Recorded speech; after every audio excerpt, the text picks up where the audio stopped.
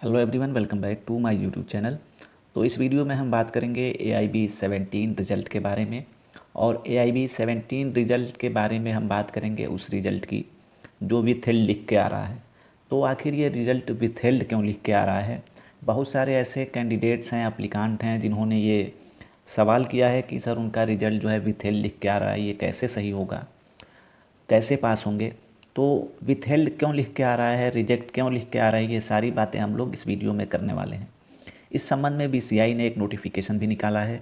उस नोटिफिकेशन को समझेंगे और आपको बताएंगे कि किस तरीके से अगर आपका रिजल्ट विथहेल्ड लिख के आ रहा है तो उसको आप सही करेंगे।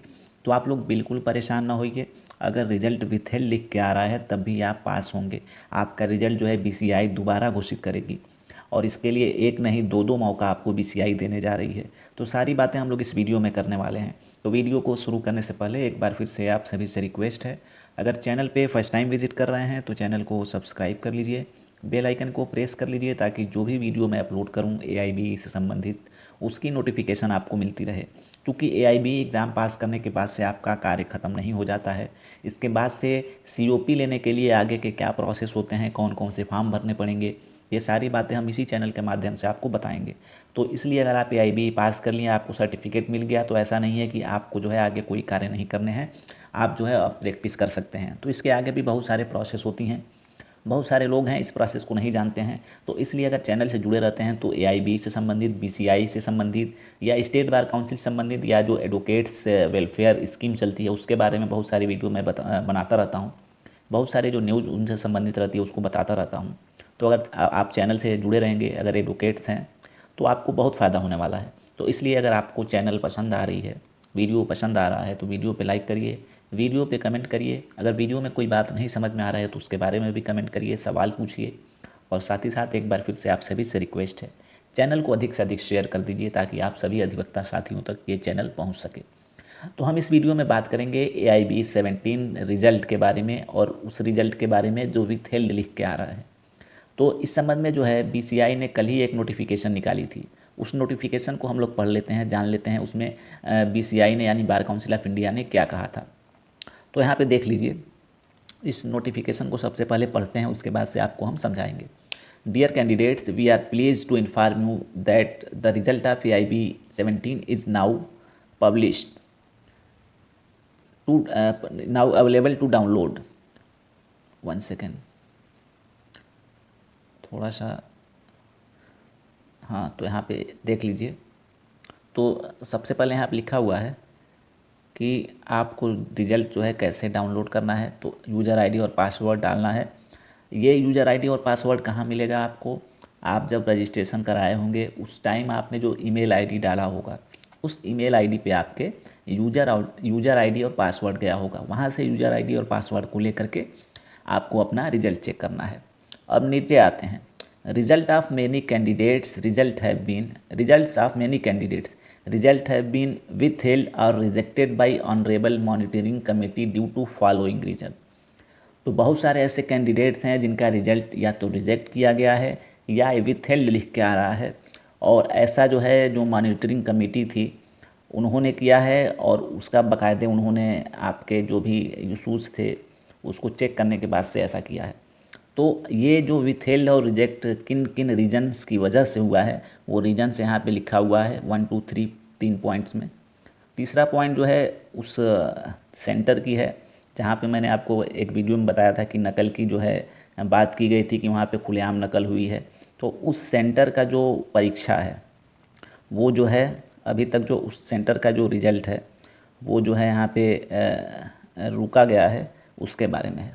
तो पहला यहाँ पे देख लेते हैं, candidates result withheld due to incorrect oblique no enrolment certificate being uploaded. तो सबसे पहले मैं आपको बता दूं कि जिन लोगों का रिजल्ट जो है विथहेल्ड लिख के आ रहा है तो उनका सिर्फ एक ही कारण है, या तो उन्होंने इनकरेक्ट या इन्होंने जो है इनरोलमेंट सर्टिफिकेट जो है अपलोड नहीं किया था, या तो गलत अपलोड किया है या तो अपलोड ही नहीं किया है। इन्हीं कारण की वजह से उनका रिजल्ट विथहेल्ड लिख के आ रहा है। तो सिर्फ एक ही कारण है, या तो आपने इनरोलमेंट सर्टिफिकेट जो है गलत अपलोड कर दिया है, इनकरेक्ट अपलोड कर दिया है, या आपने अपलोड ही नहीं किया है। इस वजह से जो है आपका रिजल्ट विथहेल्ड लिख के आ रहा है। तो विथहेल्ड वालों के लिए ये बात है। सिर्फ इनरोलमेंट सर्टिफिकेट का इशूज़ है, या तो आपने गलत जो है इनकरेक्ट इनरोलमेंट सर्टिफिकेट जो है अपलोड की है, या आपने नहीं अपलोड की है, इस वजह से आपका रिजल्ट विथहेल्ड लिख के आ रहा है। नीचे हम लोग देख लेते हैं, डिटेल में लिखा हुआ the candidates whose result are withheld due to incorrect and non uploading of enrolment certificate during registration process would need to upload their enrolment certificate on registration portal before 15 May 2023।